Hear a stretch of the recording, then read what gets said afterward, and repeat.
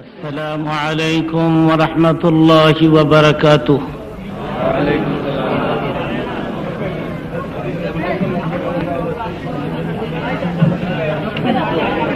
الحمد لله نحمده ونستعينه ونستغفره ونؤمن به ونتوكل عليه ونعوذ بالله من شرور أنفسنا ومن سيئات أعمالنا.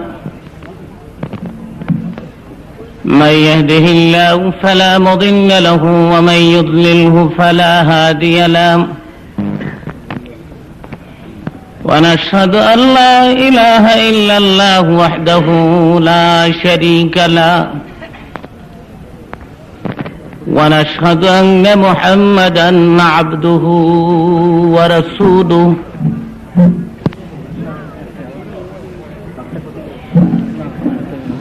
أما بعد فقد قال الله تعالى في كلامه المجيد: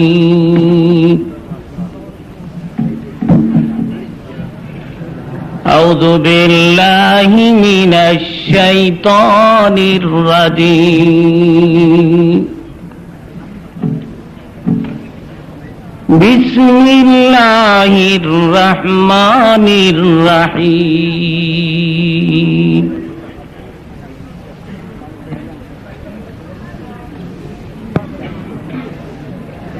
قل إن الموت الذي تفرون منه فإنه ملاقيكم.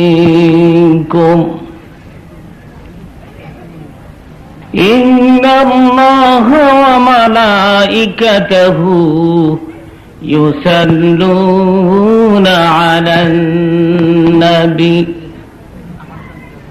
يا أيها الذين آمنوا صلوا عليه وسلموا تسليما. اللهم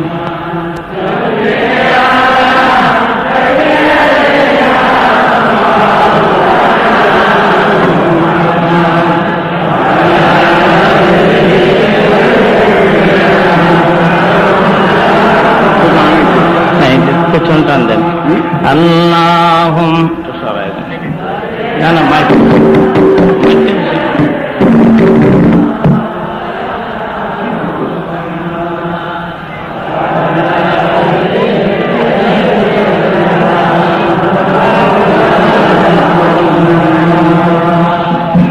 कि तूने वफा मोहम्मद से तो हम तेरे हैं, ये जहां चीज किया लोह कलम तेरे हैं। अल्लाह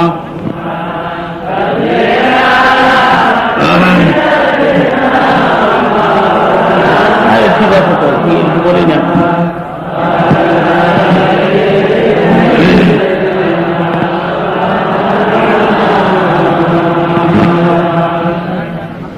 कबर में भी मुस्तफा और के आंखें बहे, कहते थे सुबह शाम या उम्मती या उम्मती। अल्लाह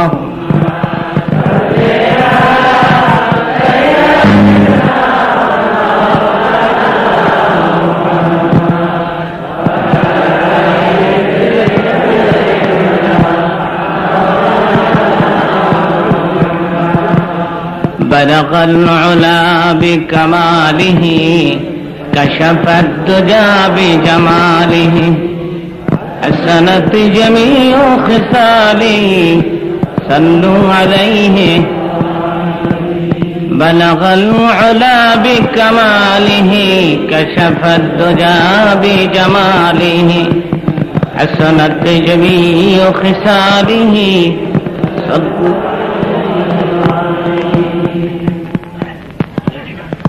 उपस्थित सम्मानित सभापति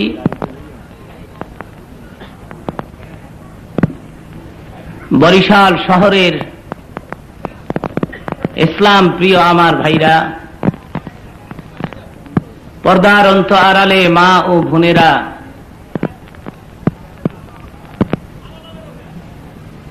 আল্লাহর শুকর যিনি আমাদেরকে মুসলমান করেছেন, পৃথিবীর সেরা পেগম্বর নবী মুহাম্মদুর রাসূলুল্লাহ সাল্লাল্লাহু আলাইহি ওয়াসাল্লামের উম্মত করেছেন। 3 দিন ধরে আয়োজিত ওয়াজ মাহফিলের আজকের দ্বিতীয় দিনে এই প্রোগ্রামে কিছু সময়ের জন্য আমাদেরকে শ্রোতা এবং বক্তা হিসাবে কবুল এবং মঞ্জুর করেছেন যে মহান আল্লাহ, তাকে জানাচ্ছি অসংখ্য শুকর। সবাই উচ্চ কণ্ঠে বলুন আলহামদুলিল্লাহ।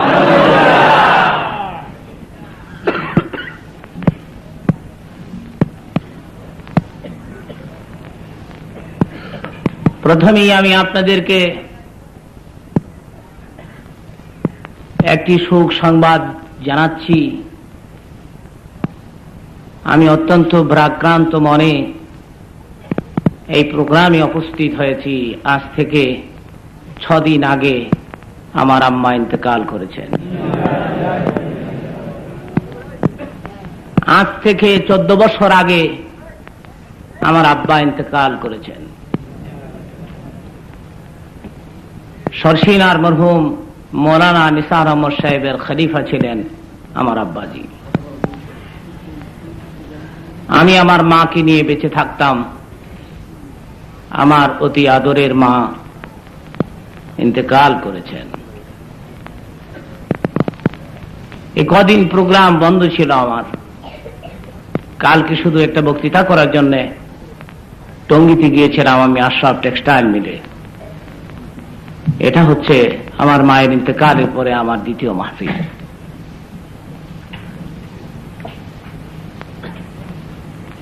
সে পরিপ্রেক্ষিতে আজ আমি একটি আয়াতে কারিমা আপনাদের খেদমতে তেলাওয়াত করেছি।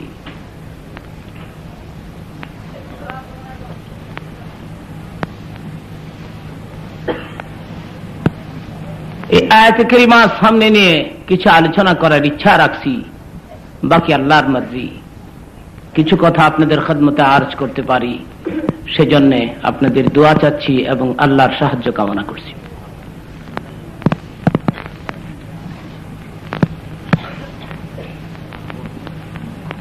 অনেক দিন পর আপনাদেরকে দেখার সুযোগ পেলাম, আপনাদের থেকে দোয়া নেয়ার সুযোগ পেলাম।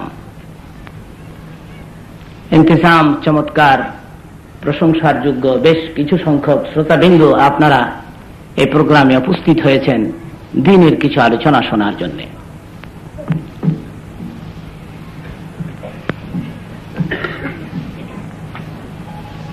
আপনাদেরকে অসংখ্য ধন্যবাদ যে এই বরিশাল শহরে বড় বড় আলেম ওলামা, বিভিন্ন মসজিদের ইমাম, প্রখ্যাত মুফাসসির বক্তাগুলো থাকার পরেও আপনাদের খেদমতে আমার মতো নগণ্যতম একজন ব্যক্তিকে স্মরণ করেছেন।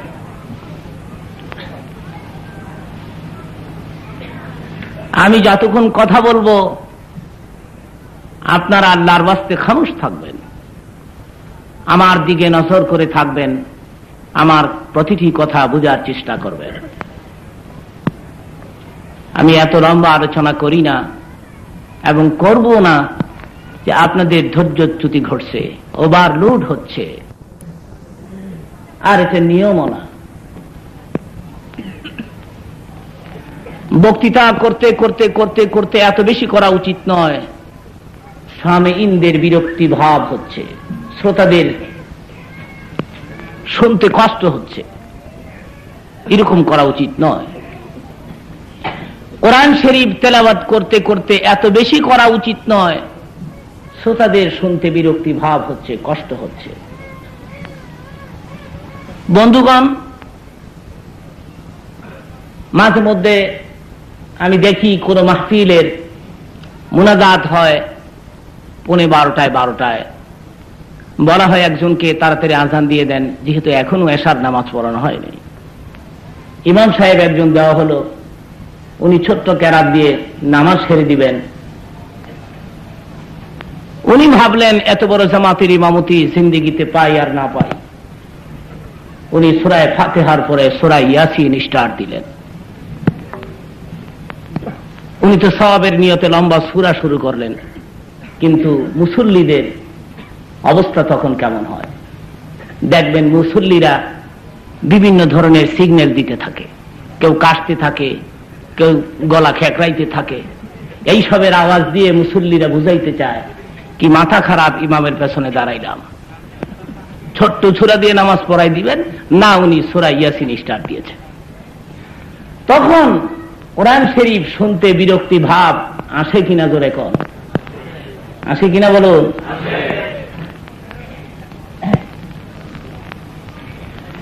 ইমামকে বুঝতে হবে কোন সময় কি পরিমাণের লম্বা কেরাত নিয়ে ইমামতি করতে হবে। বক্তাকে বুঝতে হবে কতক্ষণ আমার বক্তৃতা দীর্ঘায়িত করতে হবে। বক্তা যদি ভাবে এত বড় জলসা জীবনে পাই আর না পাই, জীবনের ওয়াজ সব কইরা ফেলা মস্ত,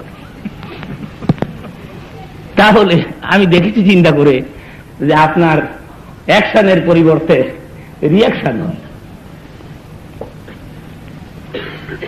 আলোচনায় মাঝে মধ্যে আমি বলে থাকি, এখনো আমি ওয়াজ আরম্ভ করি নাই, ওয়াজের আগে কিছু ভূমিকায় আলোচনা রাখছি। মাঝে মধ্যে আমি বলে থাকি, এক মৌলানা সাহেব ওয়াজ করছেন, ওনার আবার অভ্যাস সবসময় চক্ষু বন্ধ করে ওয়াজ করা। তুমি যতক্ষণ ওয়াজ করেন আর চান টান না। ওয়াজ করতে করতে করতে করতে অধিক রাত হয়ে গেছে। মুনাজাত করেছেন সেই অন্ধ অবস্থায়। মুনাজাতের পরে চোখ খুলে দেখে ময়দানে একজনও নাই, সব বাড়িতে চলে গেছে। বাম পার্শ্বে নজর করে দেখে অল্প বয়সের একটি বাচ্চা দাঁড়িয়ে আছে।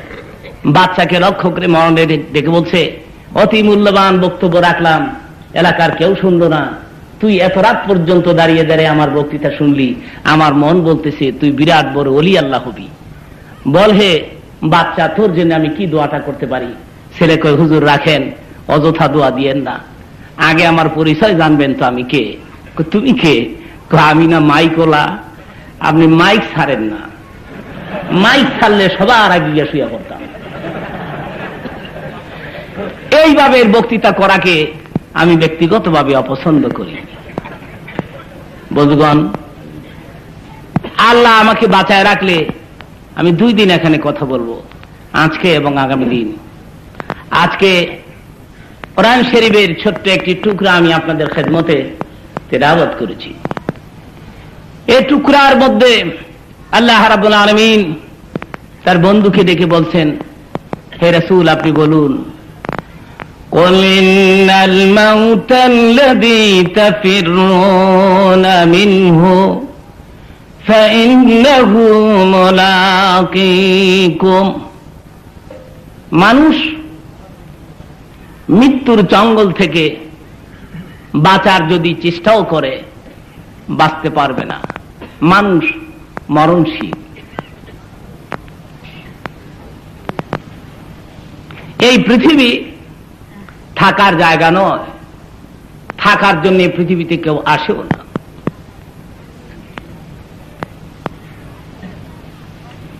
চেষ্টা করে থাকা যাবে? কিছু জিজ্ঞাসা করলে উত্তর দিবেন, তাহলে আমি বুঝবো আপনারা আমার কথা বুঝেন। আর উত্তর যদি না দিতে পারেন, কিছু যদি না বলেন, তাহলে আমি বুঝবো আপনারা আমার কথা বুঝেন না। যদি বলি কি বুঝেন না, তাহলে বলবেন কি যে বুঝি না সেটাই বুঝি না, এমন যেন না হয়। মাঝে মধ্যে কিছু জিজ্ঞাসা করবো আমি। এ পৃথিবী থাকার জায়গা বাবাজি? চেষ্টা করে থাকা যাবে? মানুষ বাঁচার জন্য চেষ্টা করে কিন্তু পারে না। কিছুদিন আগে পত্রিকায় দেখেছিলাম এক লোকের ফাঁসের অর্ডার হয়েছে। ম্যাজিস্ট্রেট সাহেব বলতেছেন, তোমার তো ফাঁস, তোমার মনে কিছু চায়, খাইবা চাইবা? স্যার আম খামো, আম। ম্যাজিস্ট্রেট সাহেব বলতেছেন, তুমি কি বোকা নাকি? এটা বুঝে আমের সিজন, এখন আম খাবো কোথায়? আম তো 6 মাস পরে আসবে। স্যার 6 মাস পরেই খাবো। অর্থাৎ সে এত তাড়াতাড়ি মরতে চায় না। এটা একটা পত্রিকার খবর, কিছুদিন আগে আসছিল। মানুষ বাঁচার জন্য চেষ্টা করে কিন্তু বাঁচতে পারে না। দুটা জিনিস আল্লাহ মানুষকে দিয়ে তৃপ্তি মিঠাইতে পারে নাই, একটা হলো হায়াত আর একটা হলো ধন দৌলত।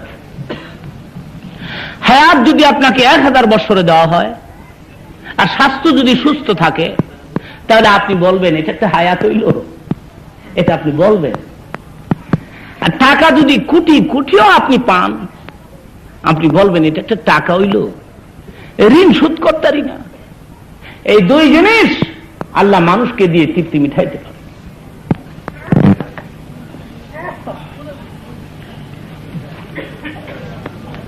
এ পৃথিবী থাকার জায়গা নয়, এ পৃথিবী মানুষের জন্য একটা স্টপেজ, স্টেশন। মানুষের জন্য কয়েকটা স্টপেজ আছে। একটা স্টপেজ ছিল আমাদের রুহে আর রোহার মধ্যে, আত্মার জগতে কিছুদিন বিরাজ করেছি আমরা।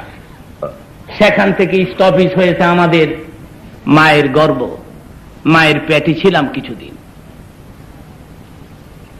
মায়ের পেট মানুষের জন্য একটা স্টপেজ। বন্ধুগণ, মায়ের পেট থেকে মানুষ পৃথিবীতে আসলো। মায়ের পেট থেকে মানুষের মাথা আগে আসে। মাল হিকমতি, হিকমতটা কি? মাথা কেন আগে আসে? মুফাসসিরিনে কেরাম লিখেছেন, মাথা এই জন্য আগে আসে যে মায়ের গর্ভ থেকে আমি আসতে রাজি ছিলাম না। ফেরেশতা আমাকে বলেছে জলদি তৈরি হও, তোমাকে যেতে হবে এক বিরাট জগতে। আমি বলেছি না না, আমি যাব না, আমি বিরাট বড় জগৎ নিয়ে আছি, বড় আরামে আছি, বড় সুখে আছি। ফেরেশতা আমাকে বলেছে বোকা কোথাকার, তুমি এমন একটা জগতে যাবে যেই জগতের একটা বড় ফল বর্তমান এই জগতে জায়গা হবে না। বড় কাঁঠাল মার পেটে জায়গা হবে? আমি ফেরেশতার এই কথা বিশ্বাস করি নাই। তুমি ভুল বলছ, আমি তো বিরাট বড় এরিয়া নিয়ে আছি। ফেরেশতা ডেকে বলছে আচ্ছা আল্লাহ তোমার বন্দা যে যেতে চায় না, আল্লাহ বলেছেন যেতে চায় না তো এক কাজ করো, ঘাড় ধরে ধাক্কা মেরে বের করে দাও। ঘাড় ধরে ধাক্কা মারলে ঘরের ভেতর থেকে মানুষের মাথা আগে আসে না পা আগে আসে? মায়ের পেট থেকে আসতে রাজি ছিলাম না বিদায় ফেরেশতা ঘাড় ধরে আমাকে ধাক্কা মেরে পৃথিবীতে বের করে দিয়েছে। সেজন্য নিয়ম হচ্ছে প্রতিটি সন্তান মায়ের পেট থেকে এদের মাথা আগে আসে। জোরে জোরে বলেন সুবহানাল্লাহ।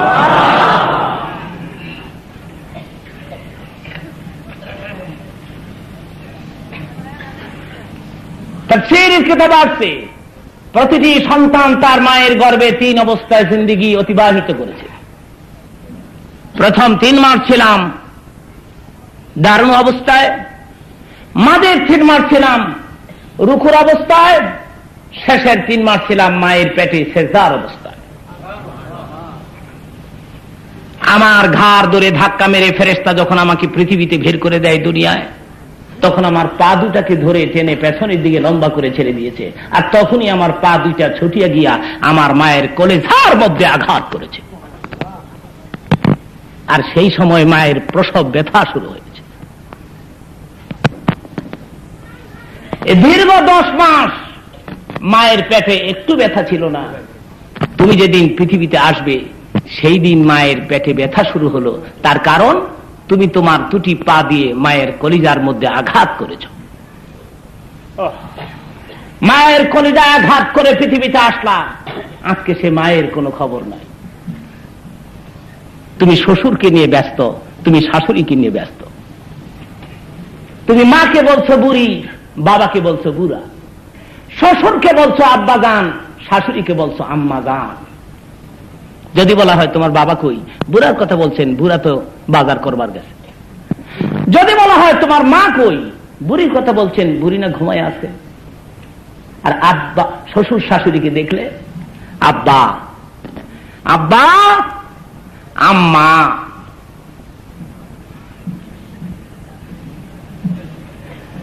এইসব কাণ্ড আমাদের দেশে চলছে কিনা জোরে কোন, আরো জোরে কোন চলছে কিনা? শ্বশুর শাশুড়ির খেদমত করতে হবে না, আমি তা বলছি না, কিন্তু সিরিয়াল মেনটেন করতে হবে। আল্লাহ সিরিয়াল করে দিচ্ছেন কোরআন শরীফের মধ্যে, কাকে প্রথম খেদমত করতে হবে সিরিয়াল সম্পর্কে আল্লাহ রাব্বুল আলামিন ঘোষণা দিচ্ছেন।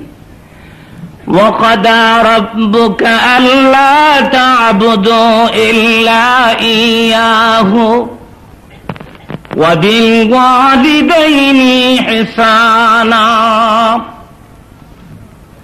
ওয়ালিদান একটি আরবি শব্দ। এই শব্দের অর্থ পিতা মাতাও হতে পারে, মাতা পিতাও হতে পারে।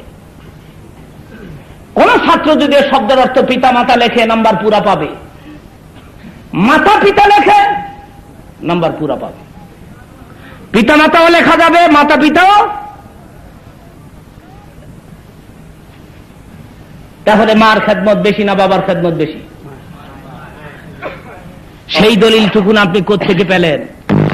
ওয়ালিদানের অর্থে তো পিতা মাতাও হয়, মাতা পিতাও হয়। হাদিস শরীফে রাসূল ইরশাদ করেছেন, জান্নাত মায়ের পায়ের নিচে, মায়ের পায়ের নিচে, মায়ের পায়ের নিচে। 3 বার মার কথা বলেছেন, চতুর্থবারে একবার বলেছেন জান্নাত তোমার আব্বার পায়ের নিচে। বাবার কথা বলেছেন একবার, মার কথা বলেছেন 3 বার।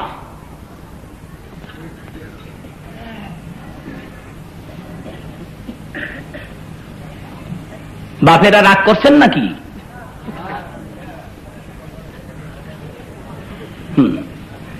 আমার নবী মাপ কাটি দিয়া মাইপা দেখছেন, মা তার সন্তানের জন্য যে পরিমাণের কষ্ট করে, সেই কষ্টের 1000 ভাগের 1 ভাগ কষ্ট বাপ করে না। মার পেটে ছিলেন না বাবার পেটে ছিলেন? পেটে ব্যথা উঠল কার? বাবারও কিছু উঠছিল? রক্ত নষ্ট হইল কার? পায়খানা সাফ করলো কে? পেশাব সাফ করলো কে?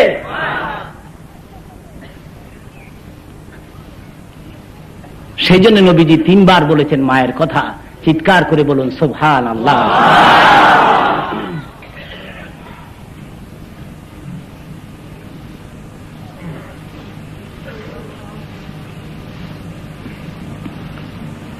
আগে মা, এরপরে বাপ, এরপরে শাশুড়ি, এরপরে শ্বশুর। সিরিয়াল ঠিক করে দিয়ে গেলাম। আগে মা, এরপরে বাপ। একটু কমাই দেন, সামান্য কমাই দেন।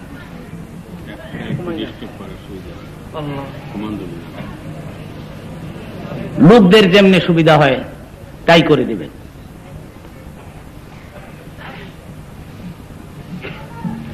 বন্ধুগণ,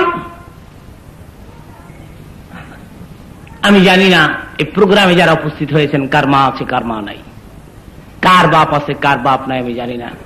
অপেক্ষা করুন, কিছুক্ষণ পরে যখন আমি হাত তুলব তখন আপনি মায়ের জন্য দোয়া করবেন, বাবার জন্য দোয়া করবেন।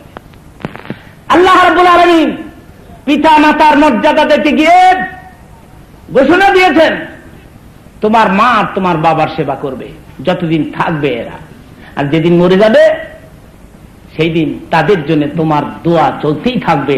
জোরে বলুন সুবহানাল্লাহ। ও মানুষ, তুমি তোমার মা বাবার জন্য কিভাবে দোয়া করবে? কোরআন শরীফ খুলে দেখো, আমি আল্লাহ সে দোয়ার কায়দা তোমাদের শিখাই দিচ্ছি। জানা থাকলে আমার সঙ্গে পড়ুন। রব্বিরহামহুমা কামা রব্বায়ানি সগীরা। এই দোয়া কে শিখাই দিয়েছেন?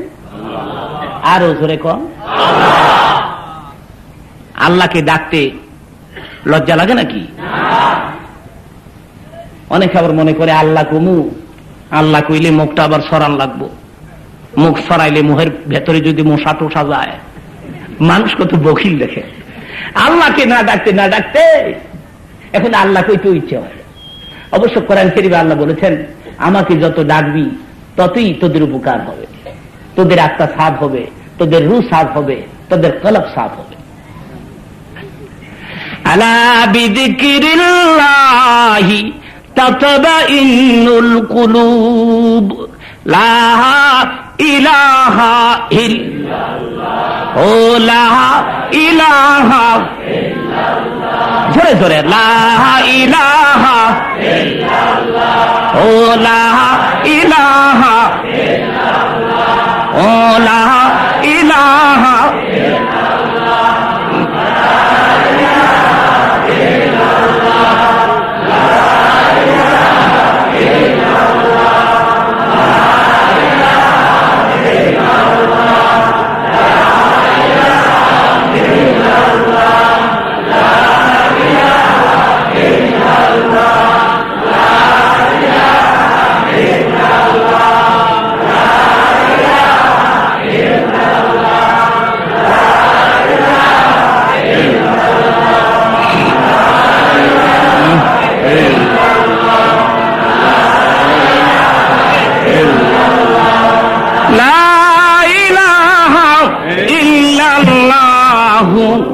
মুহাম্মাদুর রাসূলুল্লাহ। সবাই বলুন সাল্লাল্লাহু আলাইহি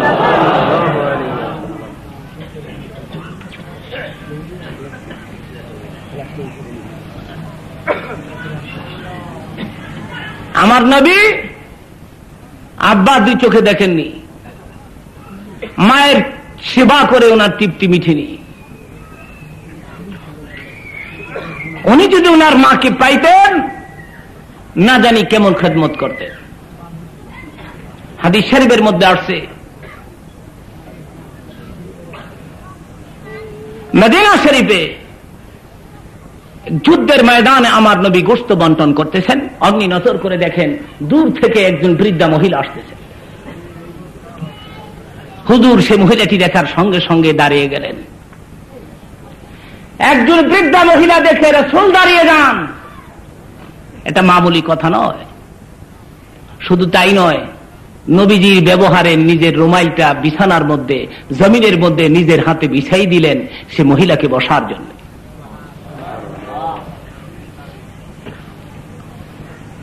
মহিলাটির সামনে রাসূল আদব রক্ষা করে বসলেন। মহিলা উঠে দাঁড়ালেন, নবীও দাঁড়ালেন, বহুদূর পর্যন্ত এগিয়ে দিয়ে আসলেন।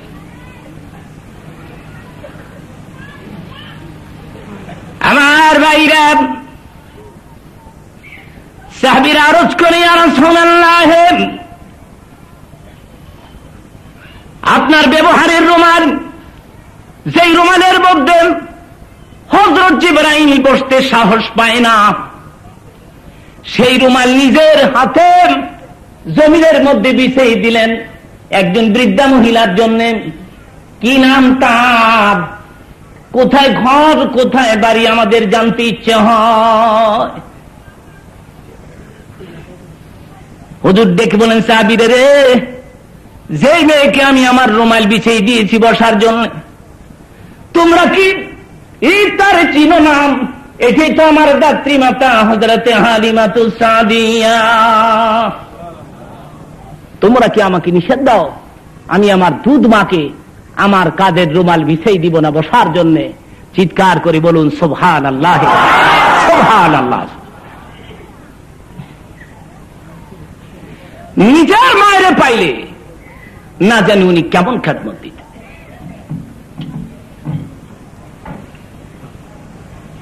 আমি অনুরোধ করব যুবক ভাইদেরকে, মায়ের সেবা করুন, মায়ের খবর নিন, বাবার খবর নিন,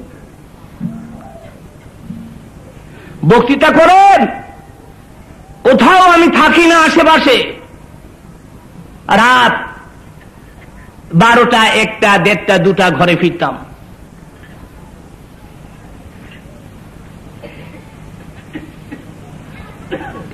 দরজার মধ্যে হাত দিলে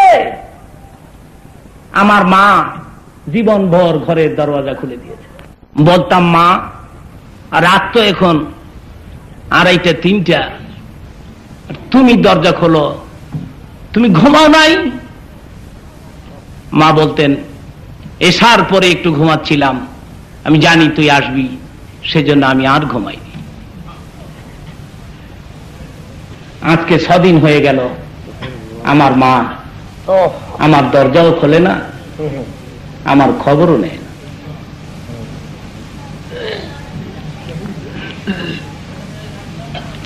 মায়ের চেয়ে আপন এই পৃথিবীতে আর কেউ আছে? আরো জোরে কোন আছে?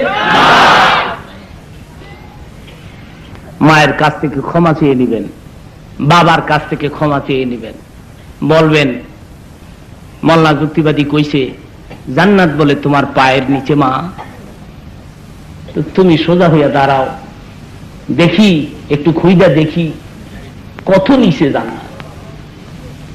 খুদলে মিলবে না খেদমতে মিলবে? খেদমতে মিলবে।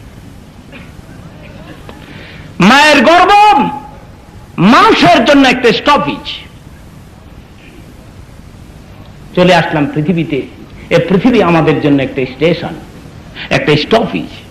এ পৃথিবী আমাদের জন্য পার্মানেন্ট স্টপেজ নয়।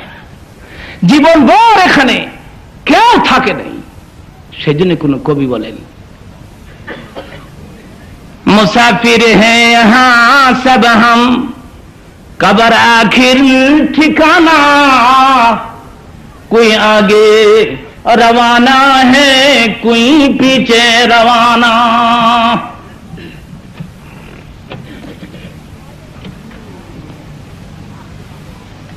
আজকে না পড়েন কাল মরতে হবে, কাল না মরেন পরশু, পরশু না হোক তরশু, তরশু না হোক নরশু।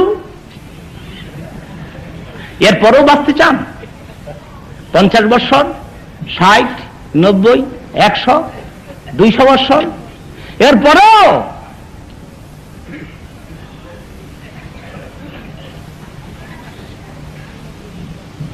জীবন যেদিন শেষ হয়ে যাবে, আপনার নামে টিকিট যেদিন ইস্যু হবে, পৃথিবীর এমন কোন শক্তি নাই 1 সেকেন্ডের জন্য আপনাকে রাখতে। বিমানে থাকেন, স্টিমারে থাকেন, রকেটে থাকেন। বক্তৃতায় মাঝে মধ্যে আমি বলে থাকি, এক পণ্ডিত মশাই নৌকুতে চড়ে মাঝিকে ডেকে বলতেছে, মাঝি ভাই বলতে পারো মাঝে মধ্যে দিন কেন বড় হয়, রাত্রি কেন ছোট হয়? মাঝি কয় তা তো পারি না। তোমার জীবনটা আটানেই বৃথা হয়ে গেল। আচ্ছা মাঝি ভাই বলিতে পারো কি সূর্যগ্রহণ চন্দ্রগ্রহণ কেন হয়? মাঝি কয় তাও তো পারি না। তোমার জীবনটা 16 আনাই বৃথা হয়ে গেল। কিছুক্ষণ পরে নদীতে ঝড় উঠেছে, ঝড়। মাঝি কয় পণ্ডিত মশাই সাঁতার জানেন? পণ্ডিত কয় তা তো পারি না। ও পণ্ডিত, 2 সাবজেক্টে আদানে আদানে করে আমি 16 আনা হারাইছি, আর আপনাকে দেখা যায় এক সাবজেক্টের উপরে গোটা জীবনটাকে নষ্ট করে দিলেন। ঝড় থেমে গেল, পণ্ডিত বেঁচে গেল। অতঃপর পণ্ডিত দেখে বলে, মাঝি ভাই তোমার বাপ আছে? নাই। কেমনি মারা গেছে? কয় মাঝির পোলা মাঝি, নৌকুতে নদীতে ঝড় উঠেছে, সেই ঝড়ে নৌকু ডুবে আমার বাপ মারা গেছে। পণ্ডিতকে সর্বনাশ, যেই নৌকু ডুবে তোমার বাপ মারা গেল, সেই নৌকু ভাই, সেই নৌকু তুমি দাও, ভয় হয় না তোমার? মাঝি কয় পণ্ডিত মশাই আপনার বাপ আছে? নাই। কোথায় মারা গেছে? ঘরের মধ্যে আরামে মারা গেছে। আপনি থাকেন কোথায়? ঘরেই থাকি। সর্বনাশ, যেই ঘরের মধ্যে আপনার বাপ মারা গেছে সেই ঘর আপনি এখনো ছাড়েন নাই। আসলে কথা এটা না, জীবন যেদিন শেষ হয়ে যাবে সেই দিন আপনি নৌকুতে থাকেন অথবা রকেটে থাকেন অথবা স্টিমারে থাকেন, সেখানে আপনাকে বিদায় হতে হবে, সেখানে আপনাকে চিরঘুম ঘুমাতে হবে। ঠিক না বে ঠিক?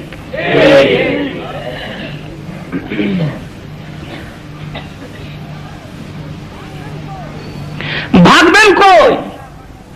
আইনাল মাফার, ভাগার জায়গাটা কই? يا معشر الجن والإنس إن استطعتم أن تنفذوا من أقطار السماوات والأرض فانفذوا لا تنفذون إلا بسلطان। আমি জমিন আকাশ দিয়ে তোমাদেরকে প্যাকেট করে রেখে দিয়েছি, পারলে একটা রকেট বাড়া কইরা আকাশ টাকাশ ছিদ্রি মিদ্রি করে যাওগা, আর না হলে জমিন খুঁজতে থাকো, খুঁজতে খুঁজতে খুঁজতে খুঁজতে তোমার 14 গোষ্ঠীর বাদ যাও, যাইবা কই? মরণ থেকে যতই পালাও মরণ তোমায় লইবে গিরি, যদিও সুদূর আকাশ পড়ে লুকাউ সেথায় লাগিয়ে সিঁড়ি। দেখবেন ছেলেরা ঘুড়ি উড়ায়, ঘুড়ি রে দেশের লোকেরা কি কয়? ঢাকাতে কয় ঘুরডি, আপনারা কোন ঘুড়ি। দেখবেন ছেলেরা ঘূর্ণি উড়ায়। তো ঘুড়ি আকাশে গিয়ে মাথা নাড়ায় করে, আর আমুনা আর আমুনা, আর বলে আইবুনা। সন্ধ্যার সময় ঘুড়ির মালিক আস্তে আস্তে সুতা টানে, তো ঘুড়ি চলে আসছে 20-25 হাত কিনারে। ঘুড়ি মনে মনে কয় ধরা বুঝি পড়লাম। তো নিচের দিকে জোরে একটা গোত্তা মাইরা দেহি তো জান্ডা বাসাইটারি দি। এমন জোরে গোত্তা মারছে, মাইরা ওয়ালের লোকে লাইগা নাক মুখ ফাটাইয়া কামানি সোজা ফিরা ফেলাইছে। তো ঘুড়ির মালিক ঘুড়িটারে টানতে টানতে নাটের গোড়ায় আছে, নাটের গোড়ায় নাক ঠাহাইয়া ঘুরিয়ে কয়, মহাজন ভাগার লাইগে কত চেষ্টা করছিলাম, পারলাম। ইন্নামা নুমলি লাহুম লিয়ানদাদু ইসমা। নুমলি লাক, আল্লাহ কয় আমি তোর হায়াতের রশিকে ঢিল করে ছেড়ে দিয়েছি। ঘড়িওয়ালা যখন সুতা ছাড়ে তখন শুধু ছাড়ে, যখন টানে শুধু। আমি তোর হায়াতের রশিকে ছাড়ছি, তো বল, মিথ্যা বল, চুরি কর, মদ খা, জেনা কর, সিনেমা হলে যা, তোর দাস হয়ে গেছে, তুইও যা। কিন্তু কয়দিন যাবি? যাবি কয়দিন? আমি যেদিনে রশি ধরে টান দিব পৃথিবীর কোন শক্তি নাই, এক সেকেন্ড তোকে। ইযা জাআ আজালুহুম লা ইস্তাখিরুনা সাআতান ওয়া লা ইস্তাকদিমুন। আইনামা তাকুনু ইউদরিকুমুল মাউতু ওয়ালাউ কুনতুম ফি বুরুজিন মুশাইয়াদা। বন্ধুগণ, পৃথিবী থাকার জায়গা না। এ জীবনে কোন দিন অ্যাক্সিডেন্ট এসে যায় বলা যাবে? জোরে কোন বলা যাবে?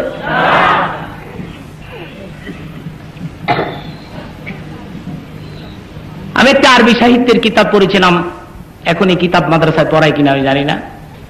তার নাম ছিল কালবি। আমি আল মুস্তাতারাবও পড়েছি, আরবি সাহিত্যের কিতাব। এর মধ্যে একটি ছোট্ট ঘটনা পেয়েছি, আজকে আমি এটা আপনাদেরকে শোনাবো। আপনাদের বুঝে আসবে মানুষের জীবনে অ্যাক্সিডেন্ট কি করে এসে যায়। ঘটনাটি আরবিতে, আমি তার বাংলা করে দিচ্ছি, বুঝার চেষ্টা করব। কিতাবের মধ্যে আছে রাজা আর রানী ঝগড়া করেছে। বড় লোকদের ঝগড়া তো একটু বোম্বাস্টিক মার্কার ঝগড়া, গরিব মানুষের ঝগড়া এটার মূল্য কম।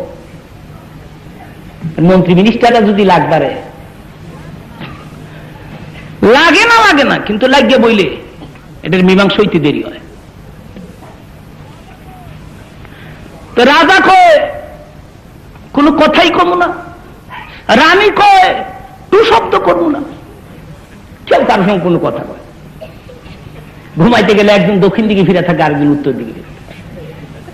তো রাজা মনে মনে কয় এই বুঝি আমারে ডাক দিল, রানী মনে মনে কয় এই বুঝি আমারে টান দিল। ডাক দিল আর এভাবে 3 রাত খতম হয়েছে। তৃতীয় রাতের শেষ ভাগে হঠাৎ করে বাদশার চোখের মধ্যে একটু ঘুম তাড়ি হয়েছে। অমনি মসজিদের মধ্যে আযান হয়ে গেছে, আসসালাতু খায়রুম মিনান নাওম।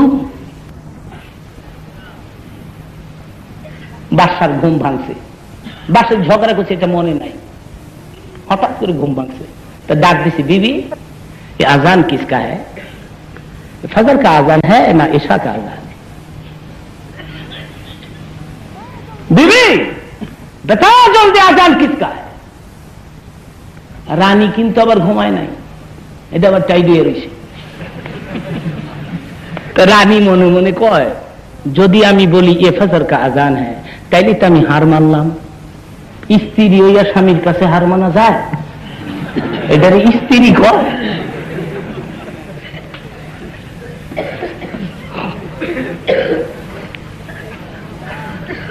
এদেশের স্ত্রীরা স্বামীর কাছে হার মানতে রাজি না। আর এখন তো এদের পাওয়ার, এখন তো এদের সামনে দাঁড়ানোই যায় না। এরা এখন বড় স্ট্রং মেজাজের, কড়া মেজাজ। স্ত্রী তার স্বামীকে পিটায়। ঢাকাতে ঘটনা ঘটেছে, স্ত্রী স্বামীকে লাঠি মেরে খাদের উপর থেকে নিচে ফেলে দিয়েছে। একটা কথা যদি মিথ্যা বলি, কিয়ামতের ময়দানে আল্লাহ রাব্বুল আলামিন ডাক দিবে, বক্তা এদিকে আয়, তোরে তক্তা বাঁধানো, জিহ্বাটা বের কর, আগুনের কেসি দিয়ে তোর জিহ্বা কেটে দেওয়া হবে। আমার কাছে এক স্বামী কমপ্লেন দিয়েছে একবার, হুজুর আমার স্ত্রী লাঠি মাইরা খাদের উপর থেকে আমার নিচে ফালায় দেয়। তার কারণ স্ত্রী গার্মেন্টসে চাকরি করে, স্বামী বেকার। বেচারি 12 ঘন্টা ডিউটি করে আইসা দেখে স্বামী চৌকির কোনার মধ্যে ফুটবলের লাইন গোল হয়ে হইয়া রয়েছে। বেডির মেজাজটা কেমন স্ট্রং হয়েছে, আমি 12 ঘন্টা মেহনত করে আইছি আর তুমি ফুটবলের মতো শুয়ে রয়েছ। গলায় রশি দিয়ে মরতে পারো না?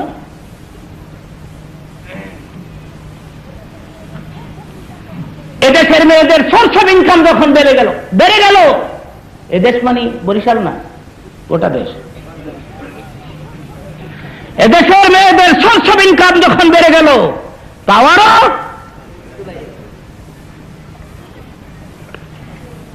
আগামী দিন আমি এ সম্পর্কে বিস্তারিত আলোচনা করার ইচ্ছা রাখছি ইনশাআল্লাহ, কিন্তু মহিলাদেরকে নিয়ে আসতে হবে পর্দা সহকারে।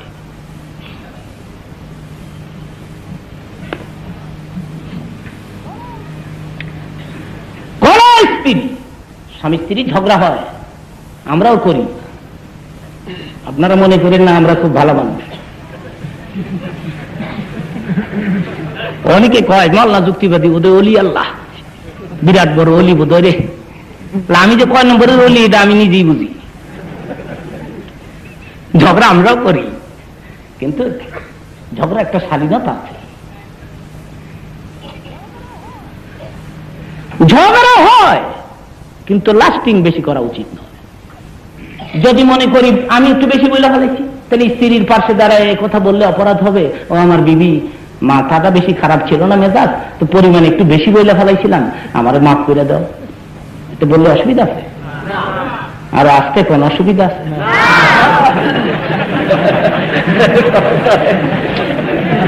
আর স্ত্রী যদি গিয়ে কয় ও স্বামী ঝগড়ার সময় মাথাটা খারাপ ছিল, তো একটু বেশি পরিমাণে বেশি বলে ফেলেছিলাম, তো তুমি আমার মাফ করে দাও, এই পায়ে ধরলাম, মাফ না করলে পা দুইটা আর ছাড়বো না। পারবেন? মাফ না করে পারবেন?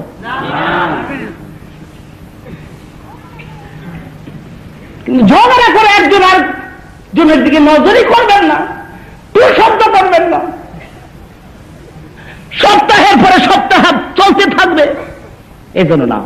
আমি মাদের বলতেছে, মা ঝগড়া করে অভিমান করে যদি আপনি স্বামীর দিকে নজর না করেন, কথা না বলেন, আর এই ফাঁকে যদি আপনার স্বামী মৃত্যুবরণ করে, তাহলে আপনি কার কাছে ক্ষমা চাবেন? কিতাবের মধ্যে আছে, এক মা স্বপ্নে দেখে তার মেয়ের কবরের মধ্যে আগুন জ্বলতেছে। তো মেয়ে ডাক দিছে, শোনো, আমার স্বামী রে পাইলে আমার সালাম করো, আমি তার মনে দুঃখ দিয়েছি, তার মনে আঘাত দিয়েছি, সেই জন্য আল্লাহ রাব্বুল আলামিন আমার কবরের মধ্যে আগুন জ্বালিয়ে দিয়েছে। মাগো পাইলে তারে সালাম কইও, মেহেরবানি করে যেন আমারে মাফ করে দেয়। ঘুম ভাঙলো। এই স্বপ্ন এই বেচারি মুহাম্মদ রাসূলুল্লাহ সাল্লাল্লাহু আলাইহি সাল্লামের দরবারে পেশ করেছে, হুজুরের দরবারে পেশ করেছে। হুজুর বললেন, তোমার মেয়ের জামাইকে নিয়ে আসো। মেয়ের জামাই সেখানে উপস্থিত হয়েছে।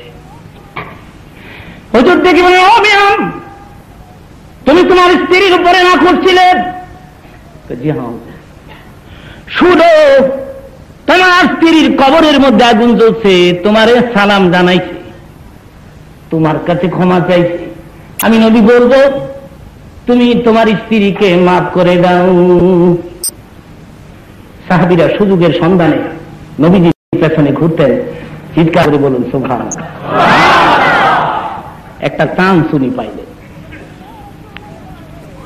দেখে বলে ইয়া রাসূলুল্লাহ সাল্লাল্লাহু আলাইহি সাল্লাম, একটা ওয়াদার দিলে আমি আমার স্ত্রীকে মাফ করে দিতে পারি, যদি বলেন নবীজির সঙ্গে আমি গুনাহগারের হাসর হবে নি। নবী বলেন চাও চাও, কথা দিলাম তোমার হাসর আমার সঙ্গে হবে, এরপরেও তুমি তোমার বিবিকে মাফ করে দাও। সাহাবী দেখে বলে আমি মাফ করে দিলাম, আল্লাহ এবং আল্লাহর বন্ধু আমার বেগমকে মাফ করে দে। আমার ভাইয়েরা, পরবর্তী রাতে তার মা পুনরায় খাবে দেখে তার মেয়ে একটা ফুলের বাগানের মধ্যে বসে আছে, চিৎকার করে বলেন সুবহানাল্লাহ। স্বামীর অন্তরে আঘাত দিলে অবস্থা কি হয়, সেই চিত্র আমি আপনাদের সামনে তুলে ধরলাম, আমার মাদেরকে বলছি। সাহাবীরা সুযোগের সন্ধানে নবীজির পেছনে ঘুরতেন। হাদিস শরীফের মধ্যে আসছে হুজুর এক যুদ্ধে রওনা করবেন, সেই যুদ্ধের কমান্ডেন্সি ছিলেন হুজুর নিজে। তো একটু তাড়াহুড়া করে রওনা হচ্ছেন, এক সাহাবী হুজুরের সামনে দিয়ে দ্রুত গতিতে পাস হচ্ছিলেন, আর সেই সময় আমার নবী তরবারিতে নিচের থেকে উপরে তুলতেছেন, নবীজির তরবারির আঘাতে গিয়া ওই সাহাবীর বুকের মধ্যে লেগে গেছে আস্তে করে। সাহাবী বলেন ইয়া রাসূলুল্লাহ,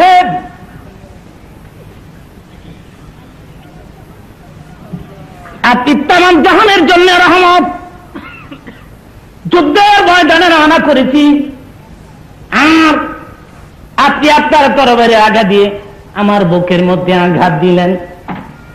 হুজুর, ইসলামের বিধান হলো আল কাতলু বিল কাতল, আইনু বিল আইন, ইয়াদু বিল ইয়াদ। খুনের বদলা খুন, হাতের বদলা হাত, চোখের বদলা চোখ, আঘাতের বিনিময়ে আঘাত হচ্ছে ইসলামের বিধান। হুজুর, এখন কোনটা আপনি করতে চান?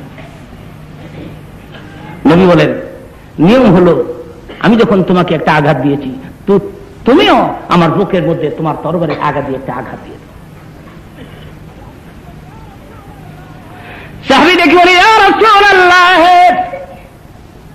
আপনার তরবারি আমার বুকের মধ্যে লেগেছে, তখন আমার গায়ে কোনো কাপড় ছিল না, আর আমি দেখতেছি আপনার গায়ের মধ্যে চাদর পরানো আছে, চাদর খুলে ফেলুন। এটাই তো নিয়ম। উপস্থিত সাহাবীরা ভাবছে নাকি এটা কোনো মুনাফিক টুনাফিক নবীজির বদলা নিতে চায়। হুজুর চাদর খুলে ফেলে দিলেন, দেখে বলেন ও সাহাবী, তোমার তরবারের আঘাত দিয়ে আমারে আঘাত দাও। সাহাবী হুজুরের দিকে এগুচ্ছে, হুজুরের পাশে এসে তরবারটা জমিনের মধ্যে ছেড়ে দিয়েছে, এতিমের মতো চোখের পানিগুলো ছেড়ে দিয়েছে, আমার নবীকে দুই হাতে জড়িয়ে ধরে বুকের মধ্যে চুমা খেয়েছে। চুমা দিয়ে ডেকে বলেন ও নবীজি, এই সুযোগ জীবনে হয়তো কোনদিন আর পাইতাম না। চুমা দিল, বুকের সঙ্গে বুক লাগাইল, এই রাত নিশ্চিন্তায় কবরের নিচে ঘুমাবো, এই পবিত্র দেহের সঙ্গে যখন আমার বুক লেগে গেছে, এই দেহ জাহান্নামের আগুনে আর ধরবে না। এভাবে সুযোগের সন্ধানে সাহাবীরা হুজুরের পেছনে ঘুরতেন। চিৎকার করে বলুন সুবহানাল্লাহ বিহামদিহি।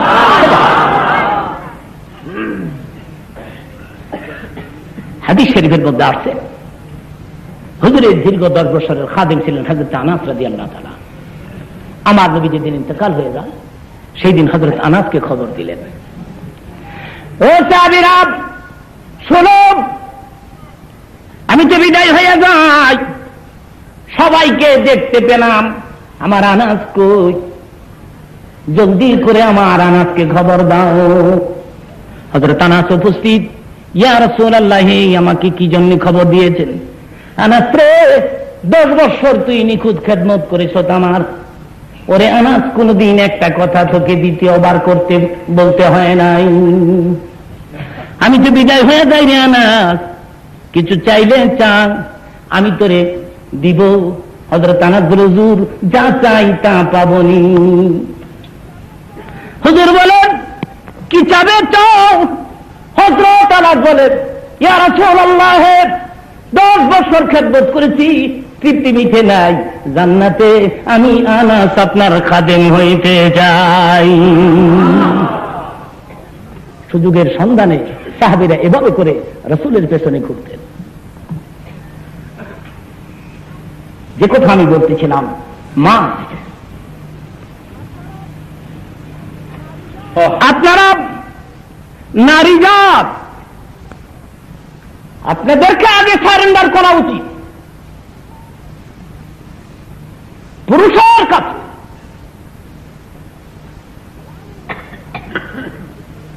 রানী মনে মনে ভাবতে, যদি বলি এ ফজর কা আযান है, তাহলে তো আমি হার মানলাম। স্বামীর কাছে হার মানা যায়? এটা একটি স্ত্রী হইলাম আমি, রাজা মানুষ তো, মেজাজ বেশি খারাপ হইয়া শিকারে রওনা হয়েছে। আমি আপনাদের এলাকার কিছু জায়গার নাম উল্লেখ করে কথাটা বুঝাই দিচ্ছি, সহজে বুঝে আসবে। মনে করেন ঢাকা থেকে রওনা করে চলে আসছে ফরিদপুর বাদশাহ, ঘোড়ার পিষ্টে সুয়ার হয়ে দ্রুত গতিতে। ফরিদপুর যখন আসছে, হঠাৎ করে এক মুসাফির, তো লম্বা কুর্তা, মাথার মধ্যে পাগড়ি, মুসল্লি টাইপের, মোল্লা মোল্লা টাইপের, মুন্সি মুন্সি টাইপের, বাদশার ঘোড়ার সামনে দাঁড়িয়ে সালাম দিছে, আসসালামু আলাইকুম ওয়া রাহমাতুল্লাহ। বাদশা ভাবছে মোল্লার মতো মনে হয়, কি আলিকুম কুম, মন্ত্রী মিনিস্টার হইতো, নাহলে আলিকুম সালিকুম কইতাম।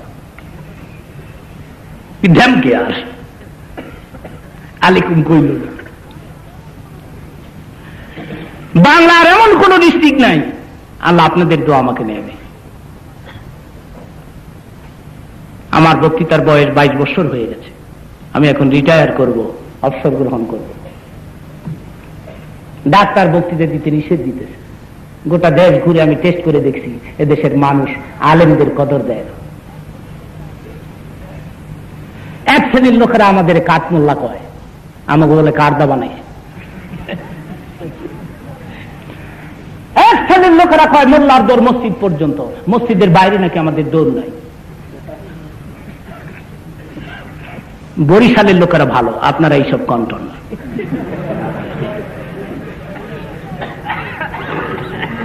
মোল্লার দৌড় মসজিদ পর্যন্ত, আলহামদুলিল্লাহ। পৃথিবীতে সবচেয়ে উৎকৃষ্ট স্থান কোনটা? মোল্লার দৌড় মসজিদ, আলহামদুলিল্লাহ। মোল্লার দৌড় যে সিনেমা হল পর্যন্ত কয় নাই, মোল্লার দৌড় মসজিদ। আমি বলতে চাই রে জাহেলের বাচ্চা, মোল্লার দৌড় শুধু মসজিদ পর্যন্ত নয়, মোল্লার দৌড় কিয়ামত পর্যন্ত। তার প্রমাণ হাদিস শরীফের মধ্যে আসছে, কিয়ামতের ময়দানে বলা হবে, কোন আলেমের সাথে তোমার মহব্বত ছিল? কোন আলেমের সেবা করেছ? কোন আলেমের নামের সাথে তোমার নামের মিল ছিল? যদি পাওয়া যায়, আল্লাহ বলবেন, যাও, এই খাতিরে আমি তোমাকে মাফ করে দিলাম। আরো জোরে কোন সুবহান।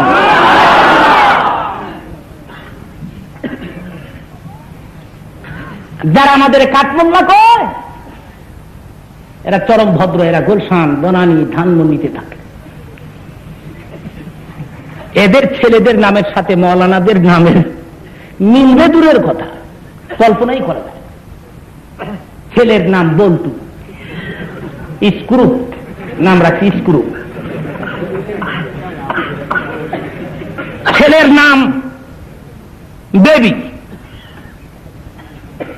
তারপরে নাম রাখছে ট্যাক্সি, বেবি ট্যাক্সি, পাম্বার, নাম পাম্বার। সংগ্রামের বছর হয়েছে, নাম রাখছে সংগ্রাম। বন্যার বছর হয়েছে, নাম রাখছে বন্যা, ভয়াবহ কান্না। বিপ্লব, নাম বিপদ। কিছুদিন আগে ঢাকাতে এক লোক আমার পেছন দিক থেকে চিৎকার করে বলতেছে, বিপদ বিপদ। আমি কি বিপদ ভাই? হুজুর অরিজিনাল বিপদ না, আমার বন্ধুর নাম বিপদ, একটু অ্যাডভান্স করছে তো এর লেগে চিল্লায় ডাক দিছে। হ্যাঁ, নামই বিপদ। হ্যাঁ, কি শান্তি করবো দুনিয়াতে আপনারা এই কোন?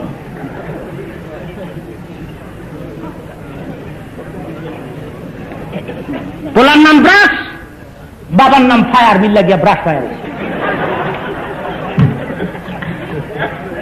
মেয়ের নাম টুথ, মার নাম পেস্ট, মিল্লা গিয়া টুথপেস্ট। আর হাদিস শরীফের মধ্যে রাসূল কি বলেছেন? ইউদাউনা ইয়াউমাল কিয়ামাতি বিআসমাইকুম ওয়া আসমাইকুম তাহসিলু আসমাকুম। ও কিয়ামতের ময়দানে তোমার বাবার নাম সহ তোমাকে ডাক দেওয়া হবে, বাবার নাম সহ তোমাকে ডাক দেওয়া হবে। বলা হবে, আব্দুল আউয়ালের ছেলে আব্দুল সাত্তার আয় আসামির কাঠ গড়ায় দ্বারা গোটা জীবনের হিসাব দে। ভদ্র মুসলমানদেরকে ডাকবে, দেবী ট্যাক্সির পোলা পাম্বারের দিকে আয়, ভালা কইরা পাম দিয়া লই। সেই দিন বোঝা যাবে তুমি কয় নম্বরের মুসলমান, তোমার সিরিয়াল নম্বর কত, তুমি যে মৌলবীদের কাঠ মোল্লা কত।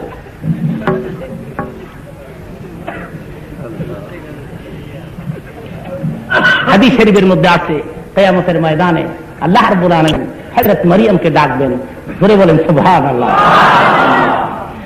এ মরিয়ম, ও মরিয়ম। দুনিয়ার সব মরিয়মের হাত তুলবে, যত মরিয়মের নাম সব মেয়েরা হাত তুলবে। আমার আল্লাহ বলবেন, আমি তো ঈসার মাতা মরিয়মকে ডাক দিয়েছি, এত হাত কোত্থেকে আসলো? মরিয়ম নামের মেয়েরা বলবে, আল্লাহ গো, মরিয়ম কয়া যখন ডাক দিয়েছ তখন আমি মনে করেছি আমি ডাকি মরিয়মকে, বুঝি তুমি ডাক দিয়েছ। বড় আসলে হাত তুলছি গো, ও আল্লাহ। আমার আল্লাহর রহমতের দরিয়ার মধ্যে জোশ মারবে, দেখে বলবেন, মরিয়ম নামের যত মেয়ে আছো আজকে আমার ঈসার মা মরিয়মের সঙ্গে জান্নাতে যা।